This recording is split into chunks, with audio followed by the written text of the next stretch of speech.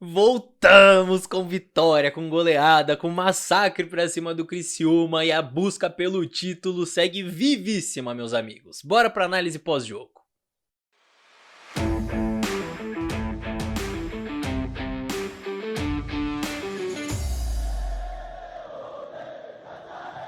Salve, salve você que acompanha a Análise Verdão aqui no YouTube. Meu nome é Leonardo Suzuki, sejam muito bem-vindos a mais um vídeo, meus amigos. Bora analisar todos os detalhes dessa baita vitória contra o Criciúma. Olha só, pra quem reclamava que o Palmeiras voltava mal depois de semanas livres para treinamento, já é o terceiro jogo seguido pós-semana livre com um baita desempenho do Palmeiras, realmente. 3 pontos importantíssimos nessa partida, vou analisar tudo e não só tivemos semanas livres, como essa próxima semana também é semana livre, então vai ter muito conteúdo aqui no canal. Então você já não esqueça de se inscrever por aqui, porque eu sei que tem muita gente que acompanha aqui os vídeos e que não está inscrita, e a gente quer bater os 100 mil inscritos por aqui. Então se você ainda não se inscreveu, já faz essa, e já aproveita para deixar o like também, né, porque uma vitória por 5-0 assim merece o seu likezinho aqui no pós-jogo.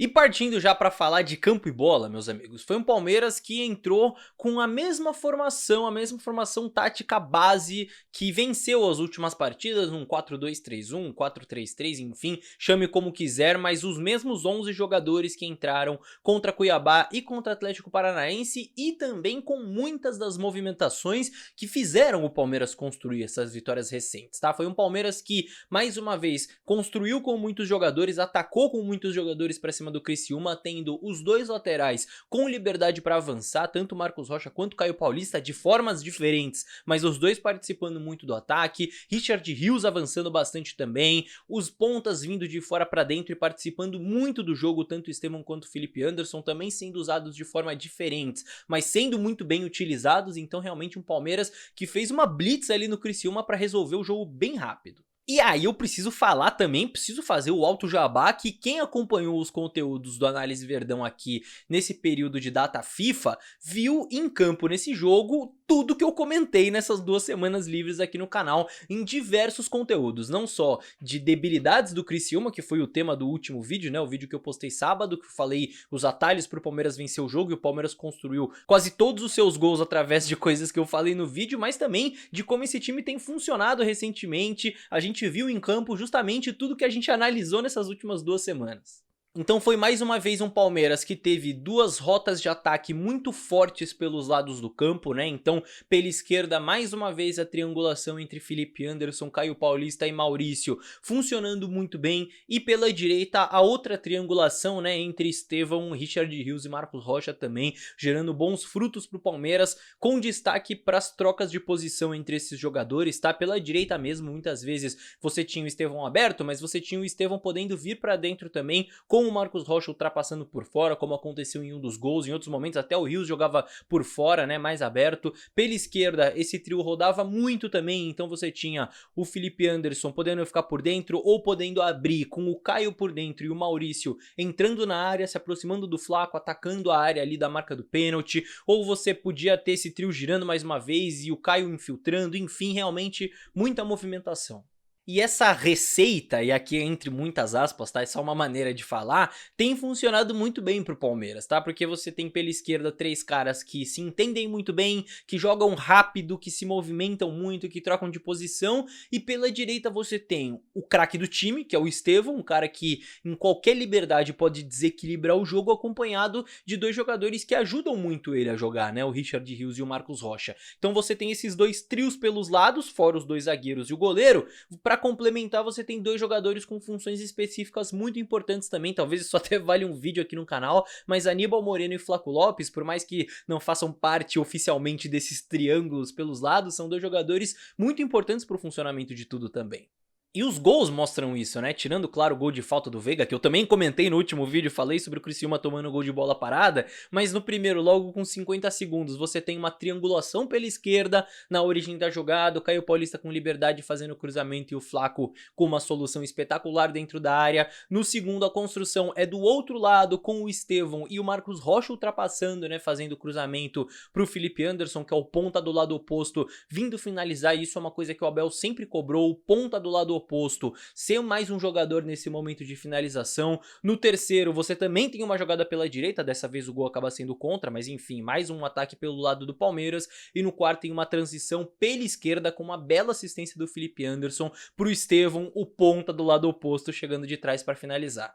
E aí, é claro que muita gente vai querer questionar o nível dos adversários do Palmeiras, né? Nessa sequência recente, os adversários que têm sido alvo dessa receita que eu comentei agora, né? E de fato o Palmeiras não teve um grande desafio nesses últimos 3 jogos. Só que isso também não é motivo para desmerecer o futebol que o Palmeiras conseguiu recuperar. Isso de fato tem que ser falado, porque o Palmeiras vence o Cuiabá, que é sim um time fraco, mas num jogo que não foi no Allianz Parque e depois de 2 eliminações, não era uma vitória que estava simples. Eu sei que muita gente, né, estava desconfiada desse jogo. Um jogo fora de casa contra o Atlético Paranaense, por mais que não esteja em boa fase, a gente sabe que não é um jogo fácil, que o Palmeiras foi muito bem naquele jogo. E agora contra o Criciúma, é claro que era um jogo que o Palmeiras era muito favorito, mas o Criciúma também não é nenhum time bobo não. E assim, uma coisa é você vencer um jogo que você é favorito pra vencer, outra coisa é você fazer 3-0 com 17 minutos, né? É uma coisa diferente que não dá pra gente desmerecer. Dava até pra ter feito o quarto com 20 minutos, porque o Estevão teve uma oportunidade ali que ele podia ter tocado e tal, então realmente não é algo pra se desmerecer. E foram inclusive 3 jogos seguidos com baliza a 0, o que é muito importante pra pontos corridos. É claro que o Everton tem muito crédito nisso, porque ele teve que trabalhar contra o Atlético Paranaense. Ele foi muito bem, apesar do Palmeiras não ter corrido riscos ali no placar. O Everton foi muito bem. Contra o Criciúma a mesma coisa, quando ele foi exigido ele foi muito bem, tá vivendo uma baita fase o Everton, mas também é um Palmeiras com uma pressão pós-perda muito mais ajustada defensivamente. E aqui eu preciso destacar o trabalho do Aníbal Moreno com relação a isso, né? Com esses triângulos, o Aníbal talvez apareça um pouco menos no momento ofensivo, né? Não fique tão evidente, mas defensivamente ele é muito importante pro Palmeiras, que ataca com muitos jogadores, quando perde a bola já recuperar imediatamente, já pressionar imediatamente no próprio campo de ataque. O Aníbal é um termômetro pro time nesse sentido e é realmente muito importante. E com essas 3 balizas a 0, né, e com as goleadas também, o Palmeiras superou o saldo de gol do Botafogo, que é o líder atual. Então realmente são detalhes importantes para um campeonato de pontos corridos. E aproveitando também para fazer alguns destaques individuais, né, porque uma goleada como essa merece. Eu já elogiei aqui o Everton, já elogiei o Aníbal Moreno, o Estevão é chovendo molhado, né, não tenho o que dizer. Nos últimos 3 jogos ele tem 4 gols e 2 assistências, então é uma média de 2 participações diretas em gol nos últimos 3 jogos. É realmente um negócio espetacular. É um jogador que o adversário não pode dar o mínimo de liberdade, que já é o suficiente para ele desequilibrar. O Maurício, esse foi um jogo em que ele não teve participação direta em gol, mas que ele foi igualmente importante pela sua movimentação, pela dinâmica que ele dá ao ataque do time. E teremos jogos que serão assim. Eu comentei sobre isso no vídeo do próprio Maurício que eu fiz semana passada. O Maurício não vai fazer gol todo jogo, não vai dar assistência sempre. O Maurício, ele é um cara que vai ter a sua importância pro jogo coletivo, não só através de participações diretas, como foi nesse jogo contra o Criciúma.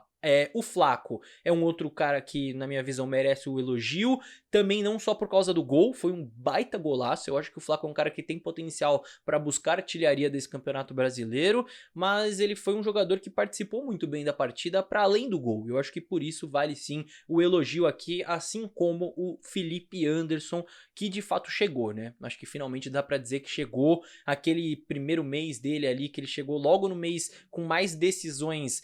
Realmente era difícil a gente cobrar muita coisa dele. Eu acho que ele nem tá no melhor nível ainda, porque ele teve férias, ele não teve pré-temporada e chegou já precisando jogar, já sendo titular. Então ainda acho que o melhor Felipe Anderson está por vir, mas é uma sequência de 3 partidas muito boas dele. Dá pra perceber que é um jogador diferente dentro de campo, fez gol, deu assistência nessa partida, vale o destaque também. E também não custa nada comentar sobre Veiga e Dudu, né, que estiveram em campo também nesse jogo, e 2 casos muito diferentes, né, porque o Dudu é legal ver ele voltar, ver o Allianz aplaudindo, ele deu chapéu e tudo mais, mas confesso que pessoalmente eu não estou com expectativas altas em relação ao Dudu. Pelo nível que ele demonstrou quando ele voltou da lesão, acho que vai demorar um pouco ainda pro Dudu voltar para algo próximo daquele Dudu que a gente conhece. E também saíram algumas notícias de que ele deve sair no ano que vem, então enfim, não tô com expectativas muito altas em relação a isso, mas se ele puder ser útil de alguma forma nessa busca pelo título brasileiro, que é algo que a gente sabe que ele pode ser, já é excelente. Então vamos ver se ele consegue pegar um pouco de ritmo de jogo. E o Veiga é um caso diferente, né? O Veiga, que bom que ele desencantou, né? Já eram 11 jogos seguidos sem marcar um golzinho, sem ter uma participação direta em gol, então isso é importante para ele pessoalmente. Ele é banco merecidamente, né? O Maurício é titular na função dele merecidamente também, não é por causa desse gol que ele vai voltar a ser titular, mas a gente sabe que ele é um jogador que pode contribuir muito pro Palmeiras, que é um jogador que pode contribuir muito mais do que vinha contribuindo. Então é importante a gente recuperar esse tipo de jogador, né? Eu sei que vocês estavam pedindo muito o Veiga no banco, que o Maurício ele é titular com méritos, como eu disse aqui, né? Não tô querendo tirar nada disso, mas o Veiga é jogador do Palmeiras, e o Veiga é um dos maiores ídolos recentes do Palmeiras, então a gente não pode simplesmente escantear o cara e dizer que já era, e achar que vai vender a qualquer momento. Não, a gente tem que tentar recuperar o cara, e que bom que ele fez seu golzinho. E agora, meus amigos, a briga pelo título está vivíssima, tá? Porque a gente ultrapassa o Fortaleza nessa rodada, seguimos 3 pontinhos atrás do Botafogo, mas 3 pontinhos para quem já ficou tantos pontos atrás do Botafogo na última temporada não é nada, né? E o Botafogo que tem Libertadores agora, que vai voltar o seu foco para um outro lugar, que tem clássico contra o Fluminense no fim de semana, entre 2 jogos de Libertadores, que depois enfrenta um Grêmio precisando somar pontos no Brasileiro, enfim, dá para tirar ponto do Botafogo ainda em algum momento, antes mesmo do confronto direto no Allianz Parque, e é um Palmeiras que precisa muito aproveitar esse momento e tentar buscar mais 3 pontos no próximo jogo. Jogar contra o Vasco fora de casa não é fácil, o Vasco é um time que tá bem ajeitadinho nesse momento, porém, não ser em São Januário é um plus, é algo muito importante, meio que um campo neutro aí, acho que pode ser um fator bacana pro Palmeiras tentar buscar essa vitória. Depois recebe o Atlético Mineiro, que provavelmente deve vir misto por conta da Copa do Brasil, então dá pra buscar, estamos chegando. Comenta aqui o que você achou dessa análise, o que você concorda, o que você discorda, das suas opiniões, e eu vou te deixar a sugestão de conferir essa análise completa que eu fiz sobre o calendário dos nossos rivais nessa briga pelo título. Quem Fortaleza, Botafogo e Flamengo vai enfrentar nessa reta final da busca pela Taça do Brasileirão. É só clicar para conferir.